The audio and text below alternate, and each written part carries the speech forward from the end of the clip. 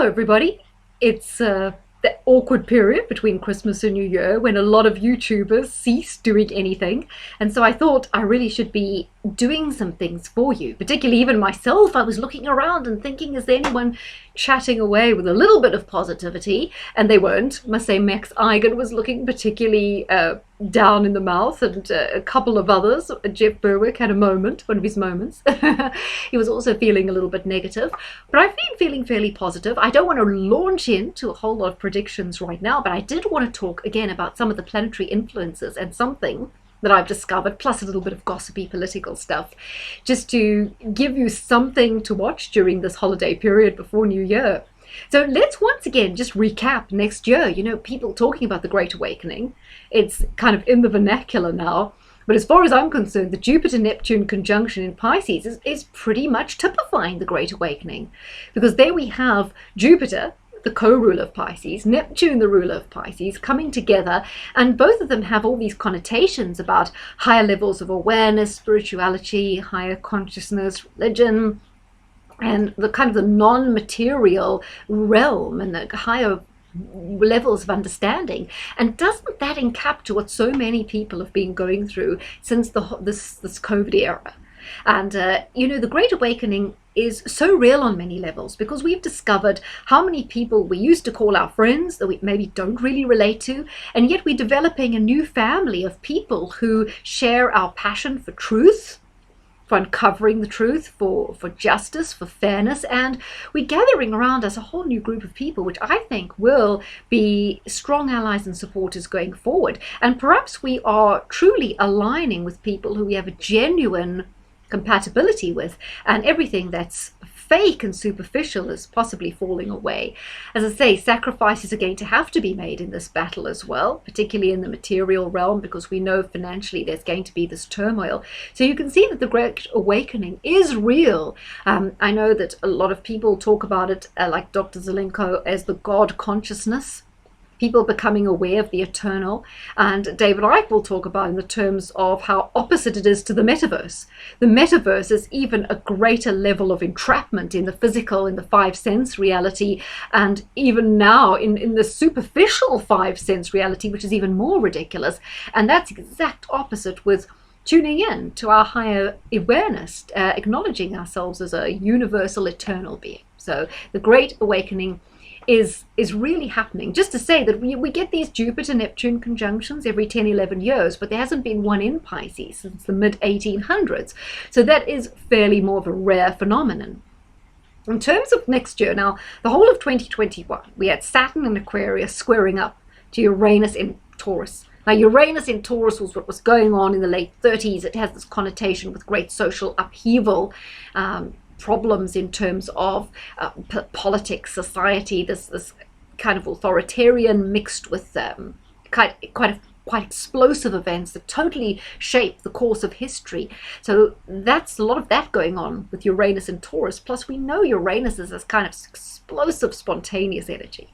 But it's squaring up to Saturn, which is all this authoritarianism, conservatism, rules, structure, regulation. And of course, with the two of them, it's squared to each other. There's so much friction because of the different energies. And what it means is none of us can make decisions in our life. We're all in this dilemma. We're all in this limbo. We all can feel this Uranus energy. We want to break free. We want change. We want to take control of our lives, be free spirits. And on the other hand, we feel Saturn, which is the fear, the trepidation, and facing the whole authority, the structure, the increasing amount of totalitarian and rules. Now this lingers next year until October, which is a little bit because it indicates to me this whole thing isn't going to go away for a while and we can't get on top of things. Now I know people said to me in the Australia podcast, you know, oh, but look, all these wonderful protests are happening, and it's fantastic to see that the Aussies are standing up. But let's think of it this way, you know. So, you know, we know there was a thing going on in 1939 to 1945, and there was some guy, you know, he was invading countries and he was being a bit belligerent and not being particularly pleasant. So what happened, you know, did a whole lot of people spend one Saturday a month marching around London with placards? And eventually the guy, the Austrian German, did he eventually say, oh, I just can't be bothered with this anymore? Those people marching, they're really getting me down. I think I'll just pack this in. No, no, it was a bit more difficult to defeat it than that. That's why I think marching people shouldn't be complacent and think that it ends there.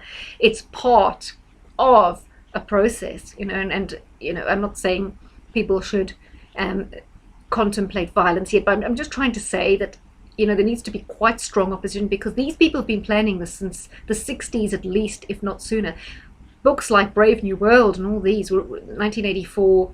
These were people who lived in the 30s, right? They were already aware of this going on. So this plan has been incubating for a long time. They've put everything in motion. They've been patient. They've infiltrated virtually everything. They've infiltrated every religion. They have, as we can see for the Church of England with Justin Welby coming out. They've infiltrated everyone in the media. That's been part of the awakening as well. Especially, for example, I don't know how you guys feel about the authenticity of Tucker Carlson and some people on Fox. I'm not sure. He looks pretty much better than what we've got here. But here there is no one in the mainstream media here that isn't fully on board and pushing it. Even people on TalkSport like the Julia Hartley Brewers, the James Match, the Mikes Graham, who in the past we might have looked to and think, they're not woke. They're against kind of that stuff. They're against the whole cultural Marxism, so maybe they're okay, but they're not.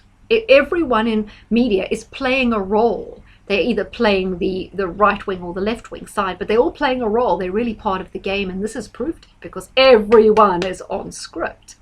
And I just say to you all, if someone in the media says that they've had 2 vodkas and a martini and they support your right to stay sober, take that with a pinch of salt. Unless they're also sober, they got no skin in the game, I'm afraid. So just be a little bit careful of that. There is absolutely no one who is currently in any form of mainstream sponsored media with advertising that is not singing along with the hymn sheet. And that's a big wake-up call thing for a lot of us in the UK, that there really is nobody, no one. So, but we don't need it. We have a fantastic alternate media. And to be honest, I think that's where the elites, like GMAX and these people are elites, they scum. But they underestimated, for a start, the ingenuity of ordinary people, the resourcefulness of ordinary people, how determined people are to get the message out, that they thought it would be enough to just deplatform, ban people from the mainstream and then ban them from YouTube and Twitter.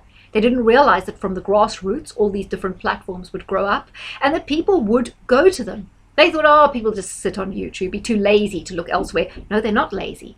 And I think they also, the whole bread and circuses, they totally underestimated how interested people were in news of a political nature, how interested people are in what they call conspiracy theories, but what a lot of people would call the truth movement, understanding the reality of the banking system, of the political system, getting to grips with whole, this false thing of communism versus capitalism, because it's the same people controlling both. They underestimated that people have a hunger for truth, and that's the whole thing of this great awakening, why it's so special as well. What can be more fulfilling at a soul level than uncovering the truth, which is what we all are. The apocalypse is the lifting of the veil, and boy is it being lifted on a personal level, within our friendship groups, family, within our workspaces, on a global political level, and as high as you want to go.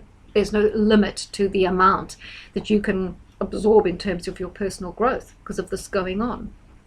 I'm interested to know that Dr. Zev Zelenko said that 30 years ago it became apparent to these elite people that the financial Ponzi scheme was unsustainable and would collapse. And I know Dr. David Martin said that it was known that in sort of 2028, Social Security, Medicaid is collapsing in America. There'd be nothing of that. And Biden's current policies have brought that forward to 2026, which is a date I've continuously mentioned.